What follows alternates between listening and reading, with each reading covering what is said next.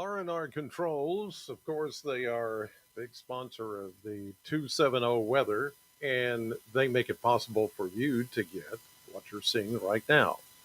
And they want to make it possible for you to get the kind of heating and cooling services that you need here at the end of summer. I mean, you know, you may be thinking, well, there's only a little bit more summer to go.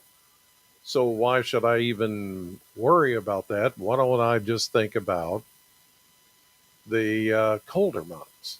And, you know, you might be right. But as the Billy Joel song says, you may be wrong, but you could be right, but you could be wrong. And what I'm trying to say is nobody really knows how much time you still have of summer. Technically, by the calendar, 6 more weeks, maybe, but it could come early. Fall, winter could even come early. Are your is your heating and cooling going to be ready for all of that? I guess is what I'm trying to ask you. Well, if you feel confident in that, then you're okay. But if you don't feel confident, then you need to call R&R Controls. And the reason why is they're in the business of making sure that you stay comfortable. No matter what the season is, no matter what the temperature is outdoors, you can maintain that perfect 68 to 71, 72-degree temperature. That's where most people keep their thermostats year round. Now, you may be one of those that's, oh, I'm gonna change it up and go a little bit more than that. I'm gonna push it a little bit more. Well, here's the thing: R&R Controls knows the limits of what their systems can do, whether it's for your home or whether it's for a business. R&R Controls can keep you comfortable and that you never go without. The heating, the cooling, the airflow, the generators. uh, it's all there. R&R Controls 270-777-2024. That's 270-777-2024. R&R Controls, never be without.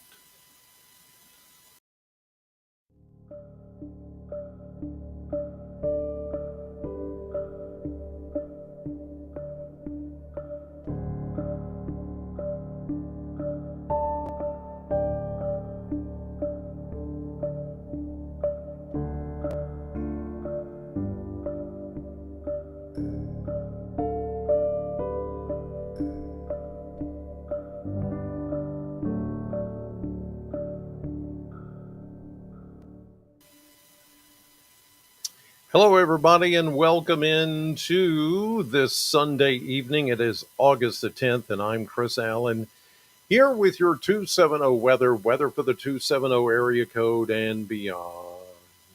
Okay, so it's a Sunday evening. Let me adjust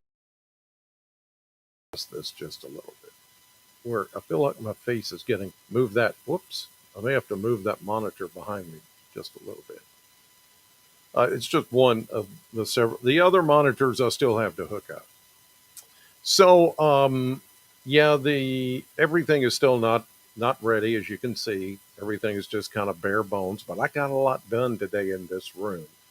You cannot tell it by this view, but I got a lot done today and over the course of the weekend with this studio. It's all going to come together. It's all going to be fine. But let's get to the nitty gritty and see what happened in our weather today. As far as the numbers, 92, just like yesterday, 2 degrees above the normal of 90, and 71 was our low, again, just like yesterday, and no rainfall past 24 hours. That all stayed the same. There have been a few isolated showers that got going on radar, and let me show you that. Here we go. And there we are. So, yes, there have been a few isolated showers. There's some over towards Somerset, some just a little bit south of Lebanon, Kentucky, and Marion County. Not really anything around the Bowling Green area that I've seen this afternoon. There may have been a couple of little cells that popped up. There's a closer view, Bradfordsville to Lebanon, and then over towards Science Hill, Somerset. That's in Pulaski County. Then you go way past Bowling Green, and even though we've had a few building clouds here today, there hasn't been much in the way of shower activity. A lot of this has been south of Evansville. As you go down 41A, Interstate 69 through Seabury and Slaughters and Hanson and Madisonville and Earlington, Dawson Springs. There is one cell right now over Muhlenberg County as of 10 after 6:10 p.m. If you're watching this live, that's the current time, 6:10 p.m. Central Time. There's one little shower there moving right up US 431 into Central City. And then a couple of more down into Todd County, over toward Cadiz and the land between the lakes, and some other showers there in western Kentucky. But besides that, there hasn't really been much of anything here in the Bowling Green area. It's all been very quiet today. But I do think there are going to be more showers popping up as we go through this week in the coming days. A little bit tomorrow, but I think a little better scattered showers and thunderstorms as we get on into, say, Tuesday, Wednesday, the rest of this week. And then we're going to have to watch the tropics because I do think something is going to brew or is actually brewing right now out in the Atlantic that could become the first really serious tropical system of the Atlantic season. Not necessarily going to affect us in southern Kentucky, but I do think it's going to be potentially a big storm. Here's a look at that's all, folks. The Kentucky Mesonet Network readings here as of 6:12 this evening. We have mostly upper 80s here in the Bowling Green area, much of southern Kentucky, with high temperatures today being in the low 90s. I mean, there hasn't really been much of a change at all. Past 24 hours, zero, zip, nada. Not a drop of rain.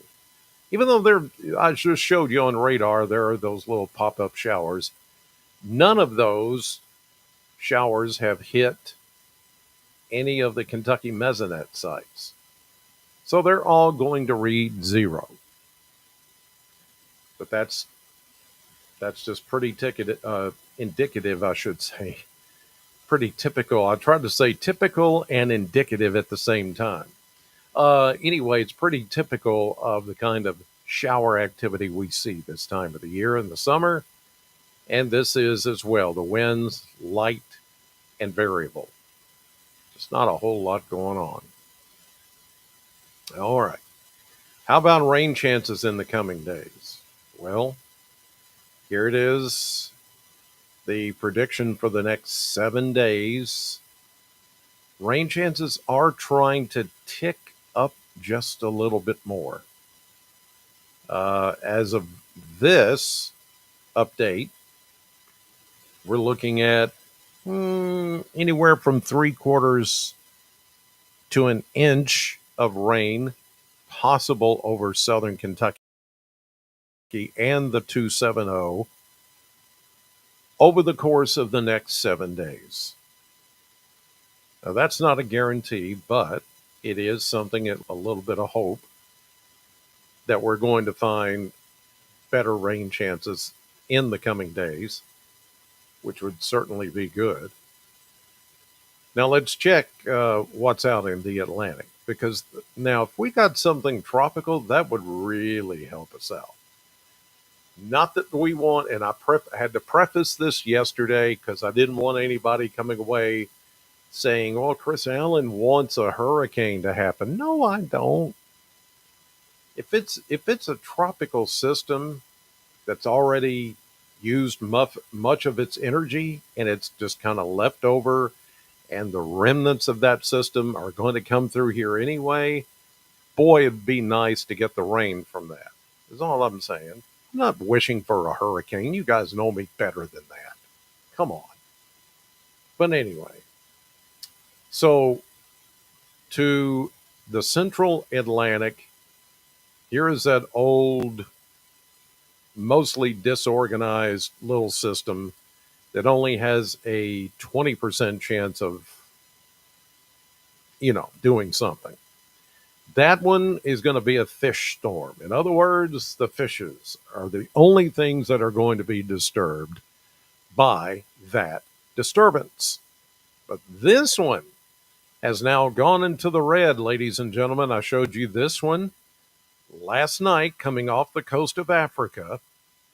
And this is disturbance number one. It has a now 90% chance of becoming something. Now, it's going to take a while. It's going to take all week to even get it that far. And then it still has this far to go. But some of the models are indicating that that storm could indeed be up to something. It could very well be up to something.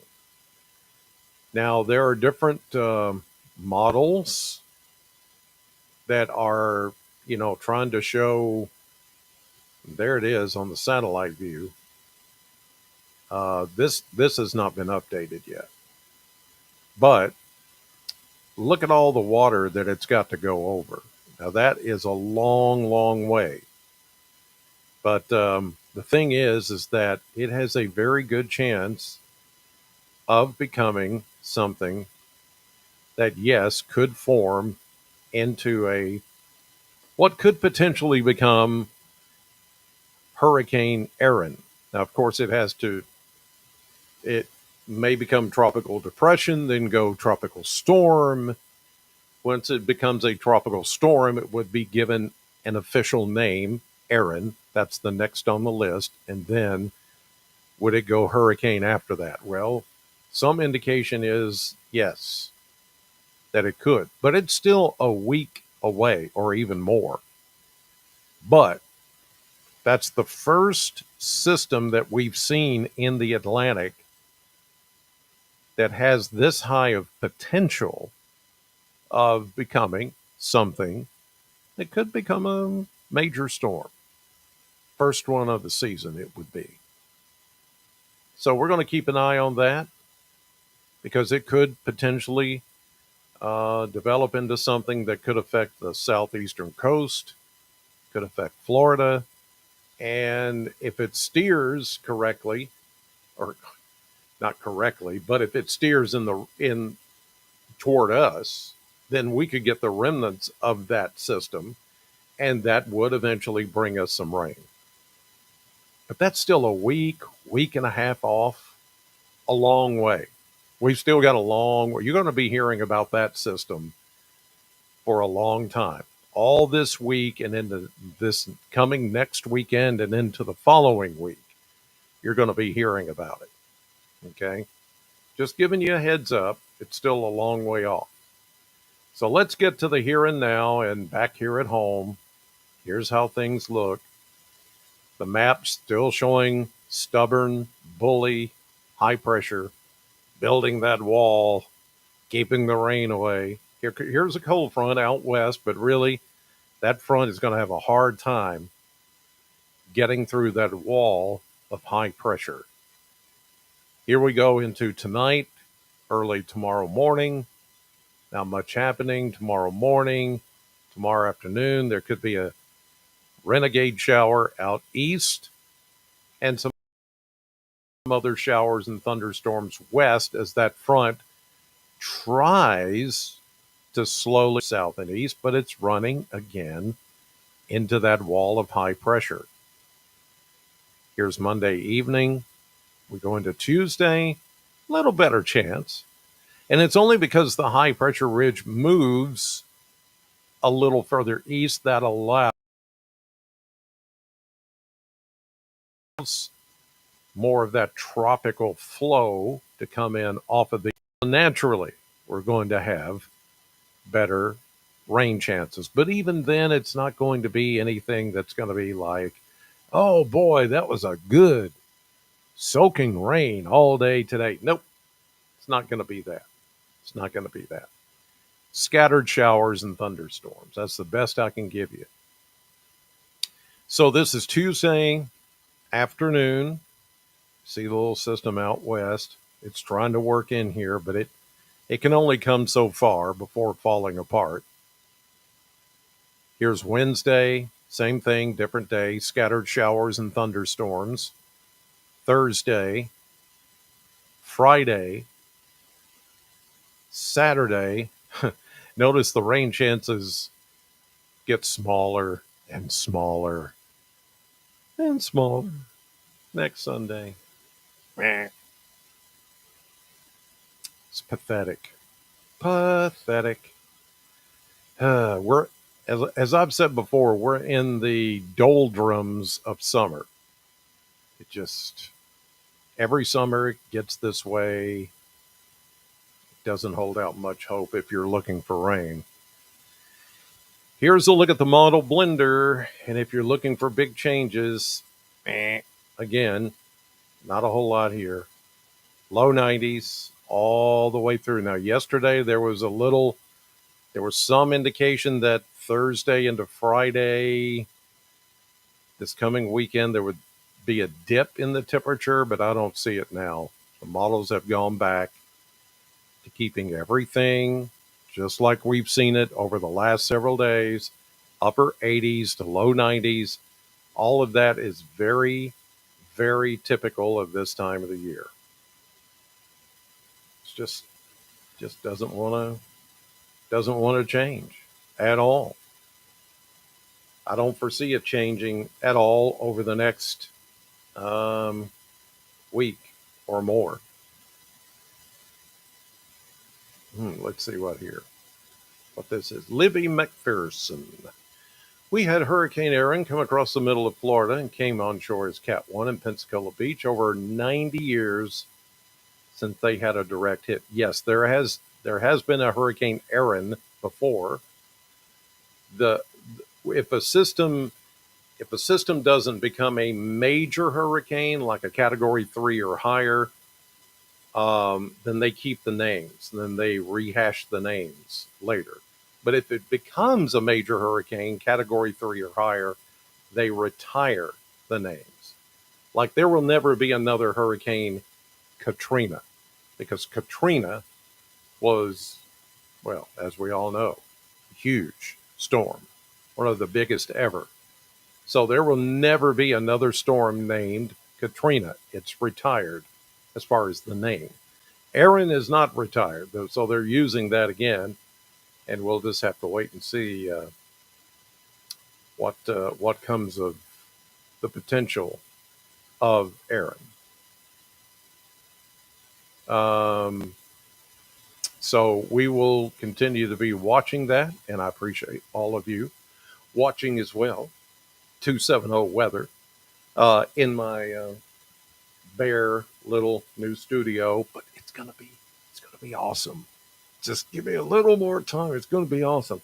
And I think I look at the clock. It's like today. I looked at the clock and I'm like, what? It's 6 o'clock. I've been putting up things all day long, and I'm like, it's already 6 o'clock, and I need more time. I wish the weekend were longer. I need more time to get it all done. But I know it'll get done. It just takes a while. So thank you all for watching me anyway, putting up with the little hiccups and all the little things, just trying to get it all back together. It's going to be fine, and it's going to be good. It's going to be better than before. I know it. Thank you all for watching. I'll see you tomorrow morning at 6 a.m. on News 40 Sunrise at WNKY. In the meantime, God bless, and thank you for watching.